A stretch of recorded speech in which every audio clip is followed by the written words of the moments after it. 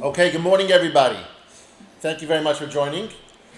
On Friday, we were talking about the Bitachon that we have to have when people are coming to us seeking for help. And so, to finish off that little piece, I want to talk about something over here that Rav Av talks about. So it says we have to have Bitachon when you go to somebody and ask them for help, right? What are we asking for? And who is the Bitachon, who is the request addressed to? So Rav Av says, he gives an explanation over here. We know, and we spoke about this the whole time, in every situation, every person that you meet is merely a shaliach from Hashem. We're all messengers, and we're not really the person that is, we're not the ones helping each other. We're doing the work, but it's ultimately Hashem's will that the other person is helped or not helped. The Rav Av brings over here a story from the book from the Sefer Nehemiah. Nehemiah was a personal attendant to King Dariavash in Persia, and one day when he was serving wine to the king, Nehemiah looked a little down. So the king became a little suspicious, and he was worried that maybe that Nehemiah was plotting against him. He was trying to poison him and trying to kill him. So Nehemiah got very scared. He realized that the king was acting off because he was acting off, and so he went over to the king, and he told the king, the reason I'm off is because my brothers and sisters in Israel are suffering. So the king asked him. The king then asked, "What are you requesting from me, the king?" So Nehemiah writes, he says over there in the Sefer, "I davened to Hashem in heaven, and I said to him, if it please the king, and I have found favor in his eyes, then send me to Israel. Send me to the city of my ancestors' graves, that I may be able to rebuild it." We see it's a little odd. First it says that he davened to Hashem, and then he said, if it finds favor in the eyes of the king, then send me to Israel. So where's the tefillah? It says he davened to Hashem. Where's the tefillah? So the Gra says, Nehemiah's tefillah to Hashem is exactly with the words that came out of his mouth. Only he was talking to a Melech Bas of Adam, and those were the words that he wanted the Melech Bas of Adam to hear. But inside, in his heart, is exactly the words that he felt that he was asking from Hashem. That when he was saying to the king, if it finds favor in your eyes, he didn't mean the king. He meant the HaKadosh Baruch Hu, the Melech of the whole entire world. That if it finds favor in your eyes, in your heart, then let me go to Israel. And that means what? I'm asking you, Hashem, if I find favor in your eyes, then put it in the king, in the Melech Bas of Adam's heart to let me go.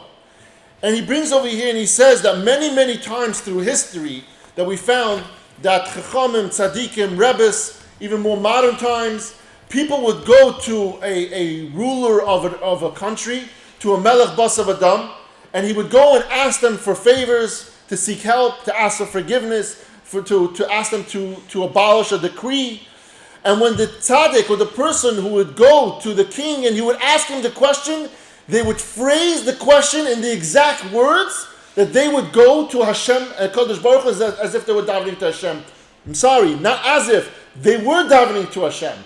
That the words that came out of their mouth was the words that they wanted Hashem to understand what they're asking. And they're asking it in front of a Melech Bas of Adam, that Hashem should send the mindset into the Melech Bas of Adam to change their mind or to help them or whatever it is to make it so that they should be the shaliach to help. And so going back, when we go and we help somebody, what we learn from this is that we have to understand that the mindset over there, when we ask someone for help, and we ask one specific person, and we have to understand that it's not this person that's going to help us. I want to drive home this fact, and everyone has to understand this. And this is both good and bad, as we're going to see in the next part over here today. It's both good and bad. Not only when good things happen are they the shaliach, even when bad things happen to us, those are also a shaliach.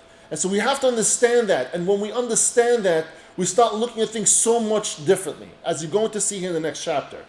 But we're going to finish off with one more thing that also we touched on it on Friday. The Chavos of Avos now is going to address a person who lives in Bitachon, how they should act when someone comes to them for assistance. And so we understand the concept when we go to somebody else, and just to remind us of how we act when somebody comes to us. Likewise, if someone who is above him or below him in the society makes a request, we spoke about when in social circles, Yisbev la soisei b'chol liboy. He should do it with his whole heart. V'yishtadel lehashlibei b'matzponoi. And he should put forth a sincere effort. He should really, really try. If I tell you I'm going to help you, I should really do that. I shouldn't just say yeah and then not do it. He says, Im yizdamen loy, provided that the opportunity put forth, that the effort, and the requesting party is someone who is proper to apply effort. So you can learn, it doesn't say it over here clearly, but I understood that means that if someone comes to you with a request that is not, is against halacha, then obviously you shouldn't do it. But it's coming forth someone who's coming to ask you for your help with something that is kosher. After making his sincere effort, he should also rely on Hashem. That Hashem, please give me the koyach. I promise to help this person. I have bitachon that Hashem is going to help me fulfill the promise that I gave. And if Hashem indeed does fulfill this person's request through my hands, that I shouldn't go and say, it was me, it was Avi that helped you, it was my koyach. No. I too am a shaliach. And I was zoicha. I was zoicha to help you fulfill Hashem's decree. Yoida azeh, he should thank Hashem for this. And it says over here, he should thank Hashem for giving him the opportunity to be able to do this mitzvah. And if he's prevented from fulfilling this, meaning he doesn't succeed in helping this person, he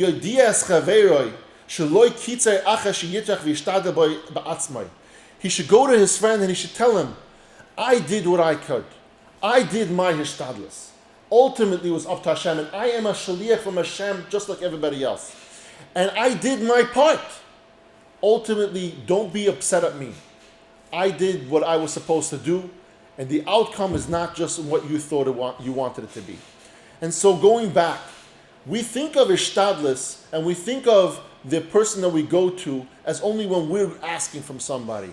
We have to have just as much bitachon when we're being asked of a favor. And so understand that the hishtadlus and bitachon go both ways. It goes in the way of helping others, and it goes in the way of when we're asking someone for help. Now we're going to start that part over here, which is really interesting. Bitachon in dealing with our adversaries. I was preparing yesterday for the shiur, and a friend of mine called me. He said, he was talking to me, actually he was calling me about something else, but I sensed in his voice it was a little off. And I said, Burich, what's the matter? And he said, I said, someone really insulted you today? What happened? He goes, it really hurt me. He said words that really, really hurt me. And I had just finished learning this piece, Bitachon and dealing with adversaries. And so tomorrow, gentlemen, when you chime in at 10 o'clock, we'll talk about that.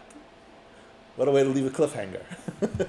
Thank you, everybody, for joining me today. I really appreciate it, and I love you all.